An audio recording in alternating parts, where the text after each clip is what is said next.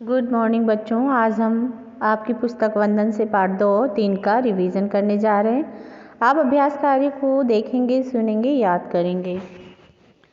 तो सही विकल्प है पाठ 2 से लेखक विचार कर रहा था। उत्तर है बी, वायु पर। हवा ने अपना अखबार किसे बताया? उत्तर है सी, ईश्वर के हिते को। तीसरा, लेखक ने गंवार किसे बताया? उत्तर है सी, ऊंट को। आगे गद्यांश पढ़कर प्रश्नों के उत्तर देने हैं। लेखक को क्या आदत थी? उत्तर है लेखक को टहलने की आदत थी। मनुष्य को नया जीवन कौन देता है? उत्तर है शुद्ध हवा। लेखक टहलते हुए किसकी परमार्थ वृत्ति पर विचार करने लगा? उत्तर है वायु की। वायु के पर्यायवाची बताने हैं, तो वायु के पर्यायवाची हैं पवन और हवा। अगला है रिक्त स्थान की पूर्ति करिए। एक रोज सवेरे टहलने निकलता तो वायु की परमार्थ वृत्ति पर विचार करने लगा।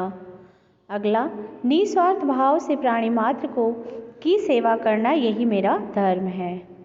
अगला, रास्ते में एक ऊंट महाशय अपनी थकान मिटाने के लिए हाथ पांव पीट कर धूल उछाल रहे थे। अगला, ऊंट की बात मेरे हृदय में चुभ गई। अब है किसने कहा, किससे कहा बच्चों? तो देखिए, पहला, हिंदी अंग्रेजी के बहुत से अखबार हैं, सभी में अपनी प्रशंसा छपवाया करो। ये लेखक ने वायु से कहा। तुम पक्के कूप मंडूक हो, यह लेखक ने ऊंट से कहा। मुझे तेरी बुद्धि पर तरस आता है, ऊंट ने लेखक से कहा। इस पर भी तुम अपने को हमसे श्रेष्ठ समझते हो, यह भी ऊंट ने लेखक से कहा। आगे है पंक्तियों का भावार्थ है, निस्वार्थ भाव से प्राणी मात्र की सेवा करना यही मेरा धर्म और मेरे स्वामी को भी यही प्रिय है। तो लेखक ने हवा के माध्यम से बताने का प्रयास किया कि बिना किसी स्वार्थ के समस्त जीव जंतु प्राणी की सेवा और सहायता करनी चाहिए, यही मानव का सच्चा धर्म है। दूसरा है, क्या केवल मनुष्य देह मिलने से ही मनुष्य अपने को मनुष्य कहने का अधिकारी होता है?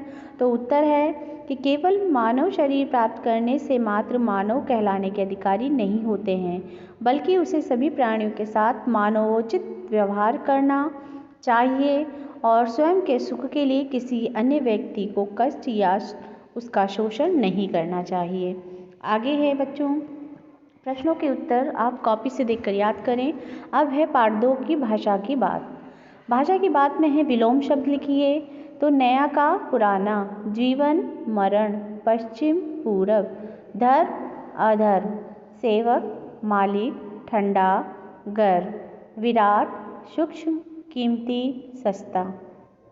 आगे है निम्नलिखित शब्दों के पर्यायवाची लिखिए।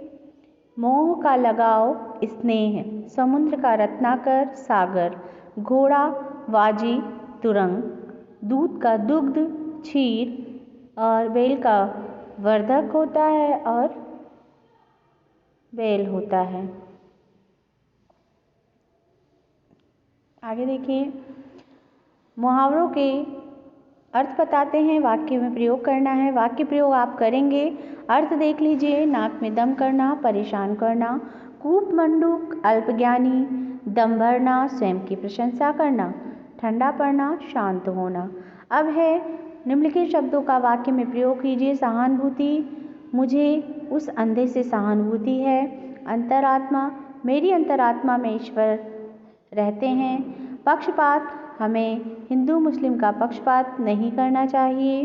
अग्रसर, हमें आगे बढ़ने की ओर अग्रसर होना चाहिए। निर्जन, पास ही में एक निर्जन वन है। अब देखते हैं पाठ 3 का सही विकल्प। लेखक किस चीज़ को किसी से तुलना नहीं कर सकता? उत्तर है अपनी प्रशंसा की। अगला, लेखक कहाँ जा रहा था? उत्तर है सी, गाजियाबाद से दिल्ली। अगला, लेखक को दिल्ली में बसे कितना समय हो गया था? उत्तर है डी, 40 वर्ष। अब है गद्यांश पढ़कर प्रश्नों के उत्तर दीजिए। तो उत्तर है, बातों बातों में लेखक को क्या पता चला? बातों बातों में लेखक को पता चला कि मेरे मेहरबान दोस्त कोलकाता में अपना कोई बड़ा व्यापार चलाते हैं। दूसरा, मेहरबान दोस्त ने लेखक से क्या आग्रह किया? उत्तर है, आग्रह किया कि यहाँ कम से कम एक बार चाय पीकर तो उन्हें अवश्य कृतार्थ करूँ।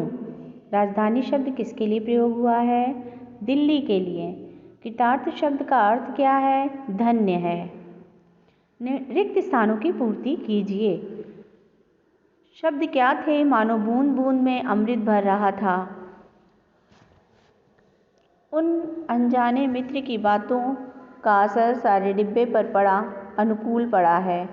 गाड़ी शाहदरा स्टेशन पार कर यमुना के पुल पर आ गई थी।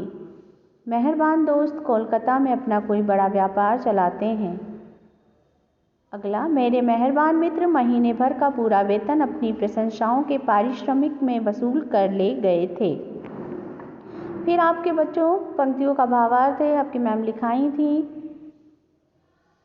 आगे हम भाषा की बात देखते हैं। पाठ 3 का बिना प्रयास के होने वाला।